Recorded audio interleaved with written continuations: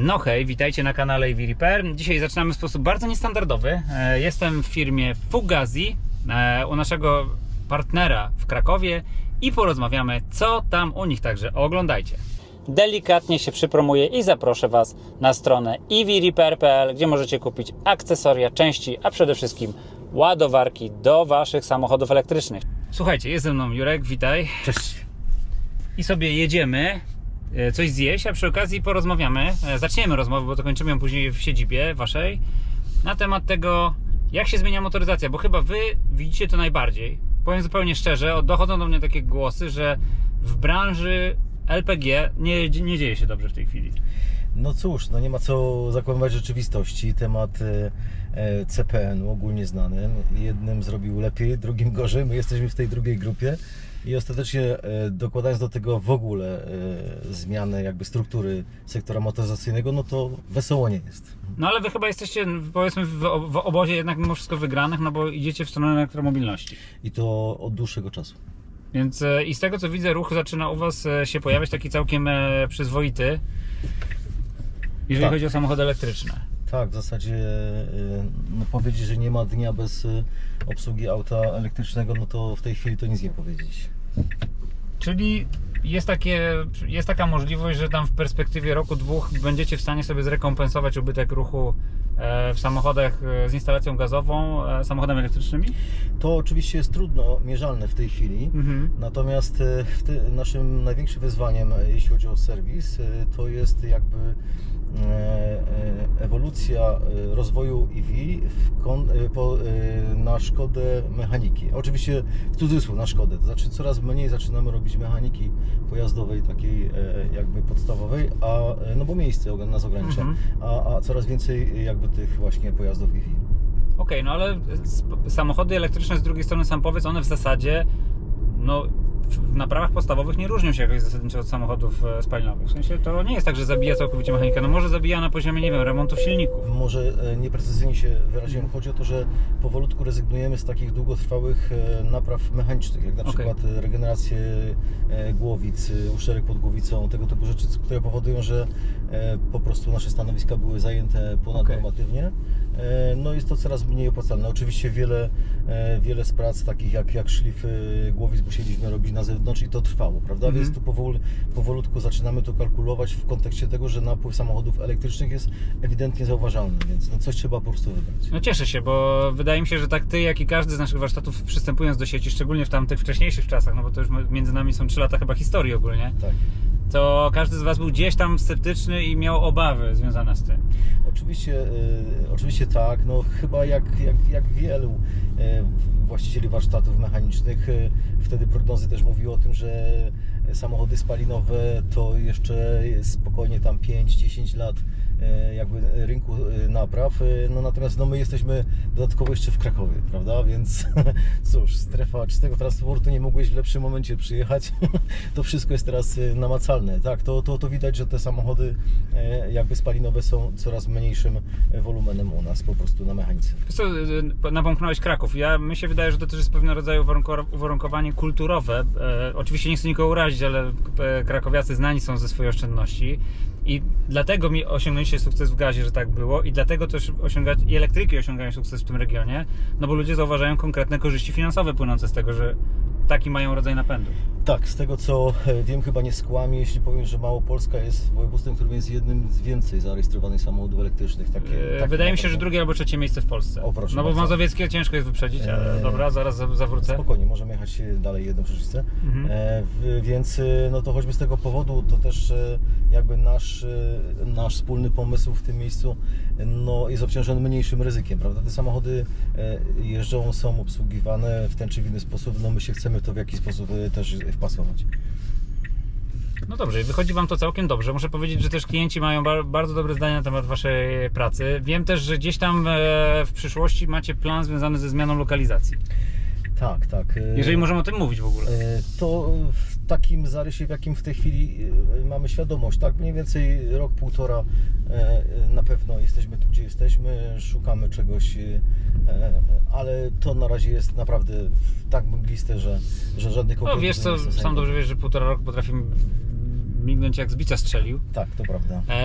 Ja też to wiem, bo nie ukrywam, że wiesz, z jednej strony patrzysz, mówisz, dobra, 1,5 roku to będzie tam za 1,5 roku i to jest w ogóle jakaś, czy ja dożyję, a tu nagle bęc i jest.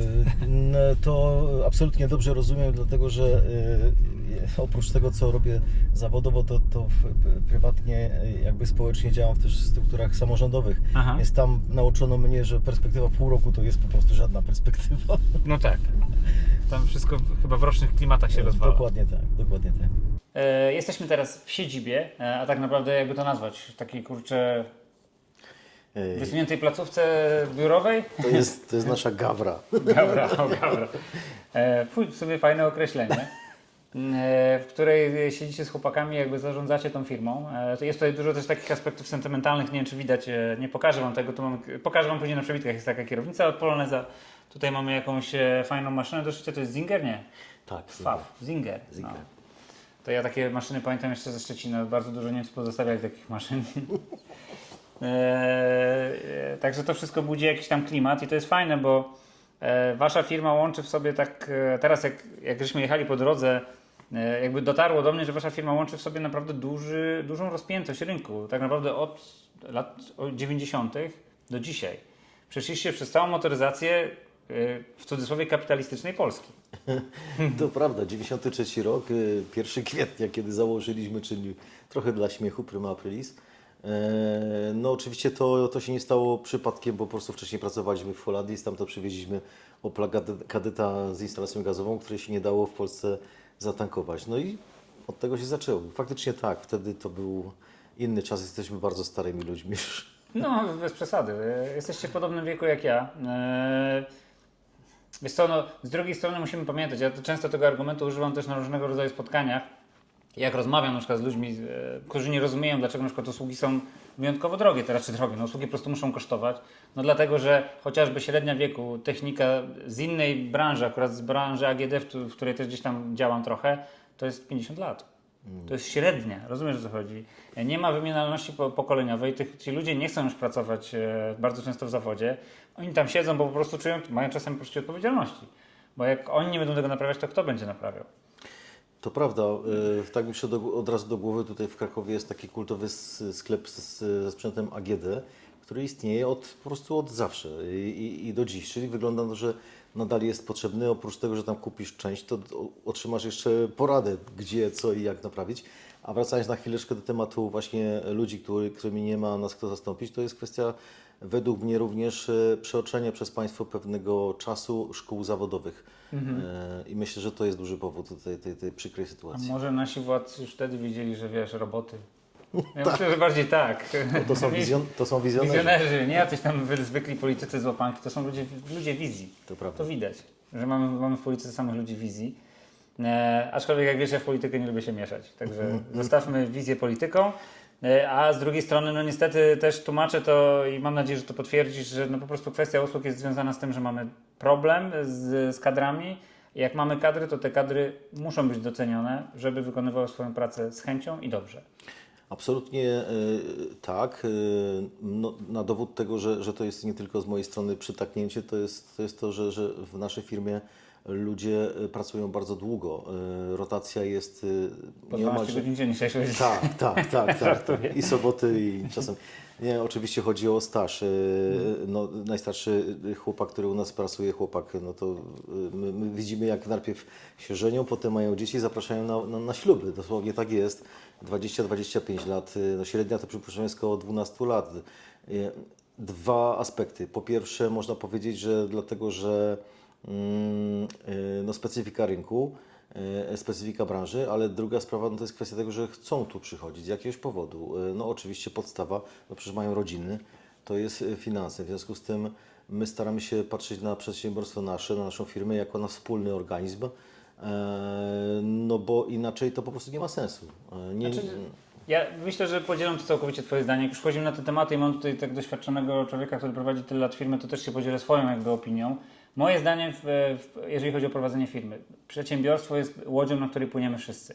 Oczywiście jako ktoś, kto tą łódź zbudował, ja chciałbym kiedyś pobrać rentę, czyli zarabiać trochę więcej niż ludzie, którzy dla mnie pracują, aczkolwiek w tej chwili tak to nie wygląda. Ja w tej chwili jakby wkładam swój wysiłek i wierzę, że ta firma w przyszłości będzie dla mnie czymś jakimś, powiedzmy, dużym przychodem, albo ją przekażę, albo sprzedam, albo po prostu przejmą ją moi pracownicy, natomiast ja bym chciał coś mieć z tego jakiś taki większy uzysk, no bo to ja podjąłem to główne ryzyko, miałem gdzieś ten pomysł i chciałem to zrealizować.